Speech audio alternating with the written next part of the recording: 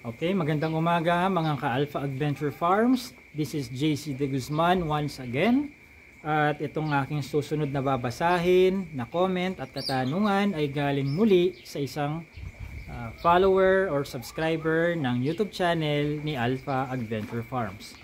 Ang kanyang YouTube handle ay JML Business 34 or 3040. JML Business 3040. Ito ang kanyang comment at katanungan. I am really learning a lot from you, from our discussions.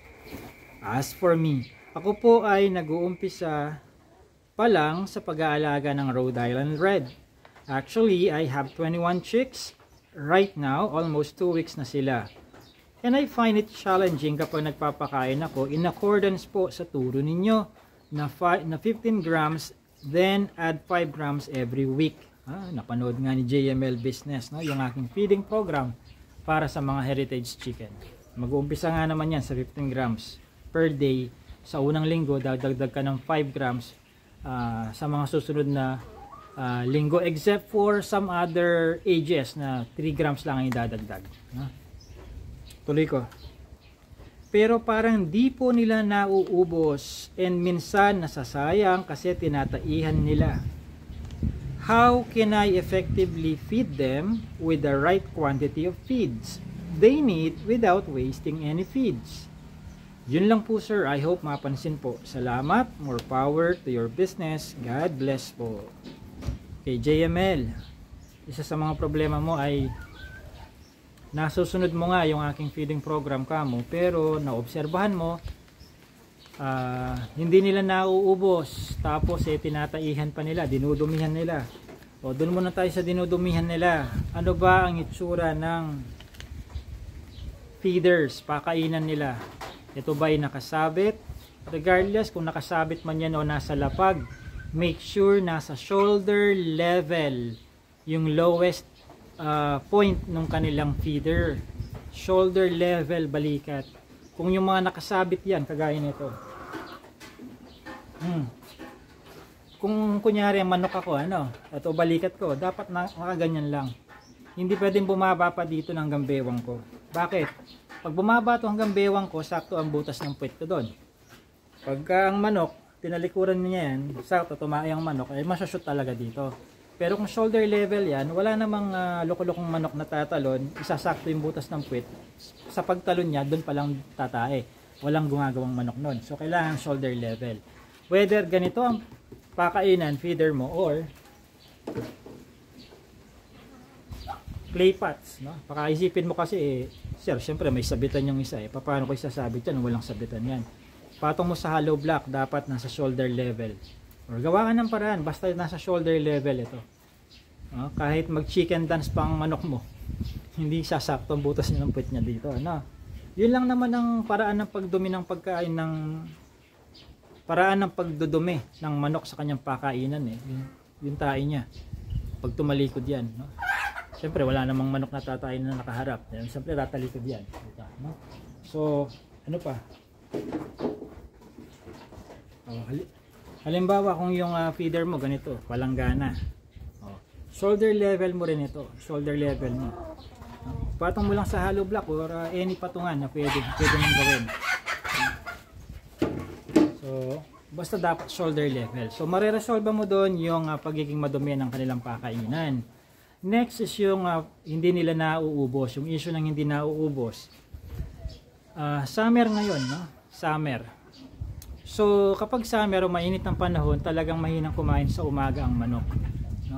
Lalakas yan sa bandang takip silim kapag lubog na ang araw. So, ang gawin mo, kapag napansin mong malakas silang kumain kapag patakip silim na, magpailaw kahit mga 2-3 oras lang, 6 to 8, 6 to 9, ganyan. Pailaw ka para lang mapaubos mo yung kanilang pagkain. Ngayon, kung meron ka naman mapaglilipatan na kulungan sa kanila na mas presko kumpara sa kasalukuyan nilang pwesto, ilipat mo sila.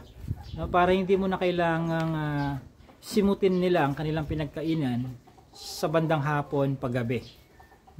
So, ang ano dyan, talagang hindi kakain ng marami ang hayop pagka alam niyang naiinitan na siya. Applicable lang sinabi kong yan whether sa manok man yan, sa duck, or maging sa mga kambing na nasa background ko. Even baka, no? Kasi bakit ganun? Ba't pagka mainit ba tayo nilang kumain ng kumain? Kasi yung kinakain nila will produce, is a source of energy. Alam naman natin, elementary science, energy, yung heat is a form of energy. So maiinitan yan kapag kumain sila ng kumain ng energy, source of energy na pagkain nga nila, no? So kailan kakain yan? Kapag medyo nalalamigan na sila sa temperature, dun sila kakain ng kakain, no? Naobserbahan ko yan sa mga baka, ruminants, ducks, no? Saka sa siyam na breed na manok na meron ako. So dalawang remedyo. Kung may mapaglilipatan ka na mas presko, mas malilim kaysa sa kasalukuyan nilang pwesto, ilipat sila. Sa gabi naman, magpailaw ka ng 2 hanggang 3 oras. No? Pero kung yan ay mga layers na, halimbawa 24 week old onward na yan, obligatory naman na magpailaw ka talaga eh. Either sa madaling araw or sa gabi. 4 na oras na tawag dito, artificial light para sa iyong lighting program, no? Nakakatulong kasi ang pagkakaroon ng lighting program hindi lang para simutin nila ang kanilang pagkain, kundi lalo't higit para sa kanilang egg productivity. Did you know na ang pagkakaroon ng lighting program ay kayang dagdagan by as much as 20% ang kanilang egg productivity, no? Hindi guaranteed na magiging 20% ang idadagdag sa egg productivity, but according to previous social experiments at sa experience ko din dito, between 10 to 20% may dadagdag.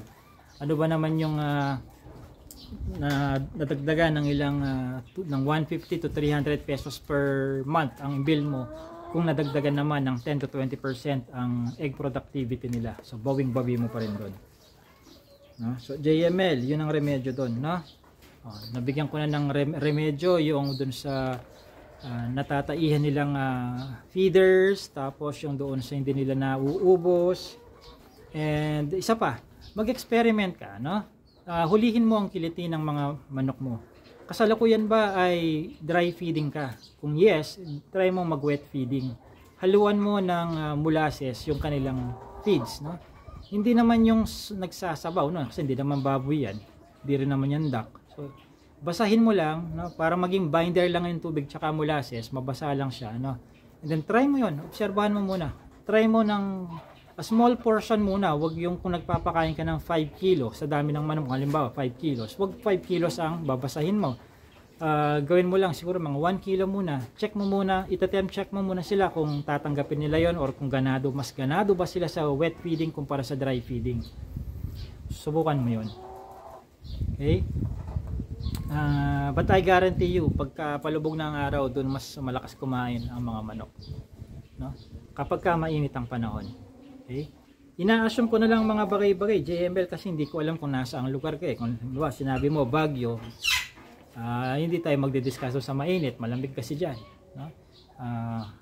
Okay? So ano pa? Check mo rin yung environment kung regular bang may bumubulabog sa kanila, kasi kung palaging may nabubulabog sila sa pagdaan ng mga sasakyan dyan, baka may regular na nadaan sa inyo na pagkalakas-lakas ng muffler 5 times a day, or may aso kayong tahol ng tahol, nabubulabog sila, or baka tabi ng tindahan yung inyong pwesto ng mga manok palagi may dumadaan doon, baka yun ang dahilan, no? Check your environment as well. Maging pala obserba, kapag ka nag-obserba ka sa mga alaga mo, mahuhuli mo rin ang root cause ng problema mo eh. Hindi pwedeng hindi mo mahuli pag nag-oobserba ka. So, kung gusto mong matutunan lahat ng aking programa sa pag-aalaga ng manok, JML Business at saka sa iba pang nanonood, mas maigi na mag-subscribe na lang kayo doon sa Module 1, 2, and 3 ng Chicken Farming Seminar ni Alpha Adventure Farms. Hindi yun live, naka-record na yung mga video. Kaya kapag bayad at pagka-subscribe nyo ngayong araw na to, ngayong araw din nito, kayo mabibigyan ng access at mapapanood nyo yung video. So nandyan sa description ng video na to yung link kung paano mag-register, magkano, saan magbabayad, etc. Okay, so yan na muna. This has been JC De Guzman of Alpha Adventure Farms.